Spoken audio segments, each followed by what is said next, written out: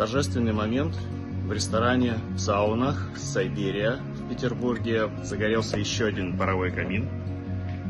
Он только начинает оживать, потихонечку разгораться. Далее здесь будет, конечно, больше декора, красоты и всего прочего. Еще будет здесь дополнительные съемки, но просто сейчас это уже первое его дыхание, первое дыхание камина.